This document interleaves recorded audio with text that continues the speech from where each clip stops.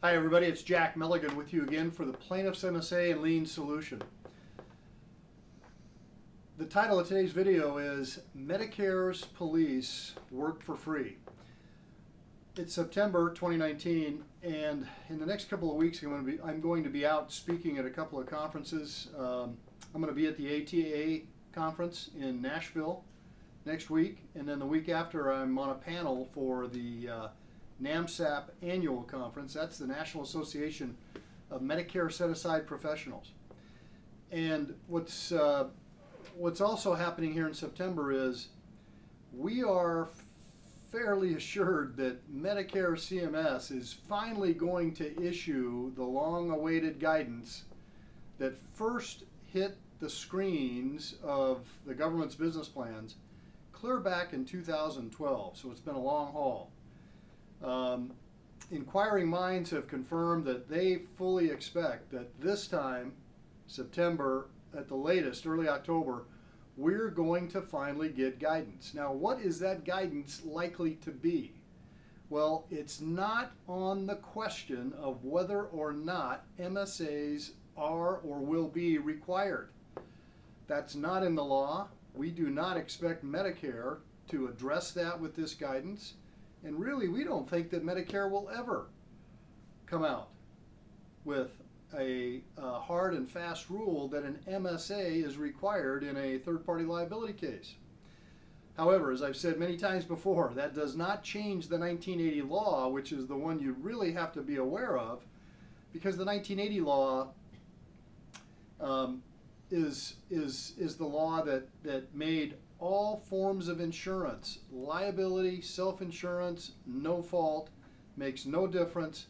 All of those now, since 1980, have been secondary to Medicare, which means that if your client has a settlement and it includes some amount of money for future medical, Medicare considers that your client needs to spend from that money for their own Medicare allowable bills for services related to the injuries and conditions that are the subject of their settlement.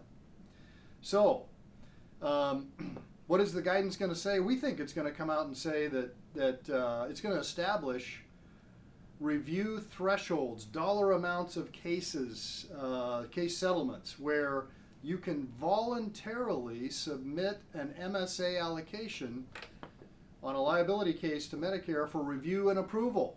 Now, again, we've said this before, I'm going to say it again. At this time, we do not recommend that plaintiffs submit, in most cases, for review and approval. It's akin to kicking a sleeping dog. The more cases that we've seen submitted on the workers' comp side, the more we see CMS kicking those cases back and claiming that they're underfunded for various reasons, and a lot of times there's disagreements about that, and it can go back and forth for months and months. So we think it's enough that qualified medical professionals are giving these opinions. They're reasonable, they're defensible, and asking for the dog to bite you is probably not the best, strategy out there. Now, why do I say that Medicare's police work for free? Well, Medicare doesn't have to pay anything for enforcement. And the way Medicare has chosen to enforce their secondary payer rules against you and your clients is that they have basically deputized the defendants, their counsel, their insurance companies, their claim adjusters, their claim managers and risk managers at the self-insured entities out there that you're coming up against. They've deputized them in a way because they put a law on the books that requires those responsible reporting entities, that's what they're called under the law, RREs, to report your client's settlement once that RRE has determined that your client is Medicare eligible, has not only a Medicare card in their hand, but also the defendants feel that they are bound to report clients that they think will be eligible, even if it's down the road years and years, decades from now when your client retires.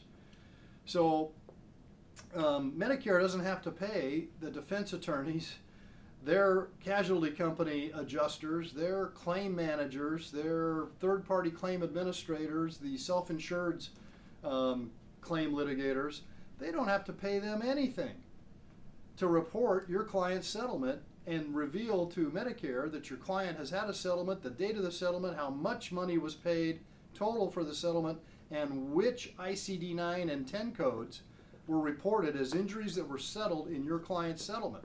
And again, that information is critical. It goes into your client's common working file, the CWF at CMS, and what is supposed to happen and what is already happening now, we've got the proof, we've seen the letters.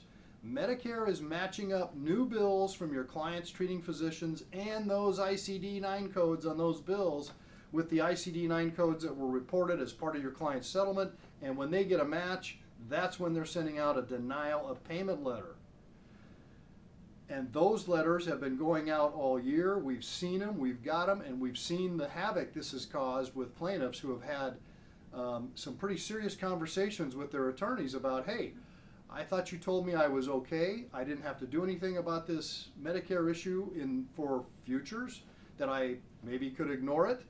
And now I am getting a letter from Medicare that says that they've determined I've had a settlement and they've paid a bunch of money for services related to my injuries in my settlement document, and now they want it back. They say they paid it conditionally. And so here's my final point. It is now clear to us that Medicare considers past medical paid up to the date of settlement, as well as medicals paid post-settlement, as all being conditionally paid. They're all conditional payments to Medicare.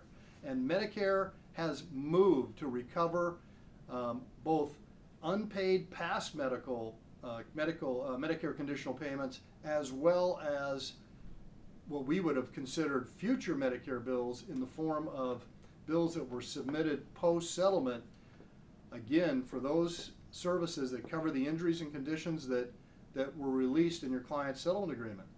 So I wanted you to be aware of this. It's happening across the country. I know I've been accused by at least one attorney of fanning the flames of fear in order to sell services. Yeah, that's not what we're doing.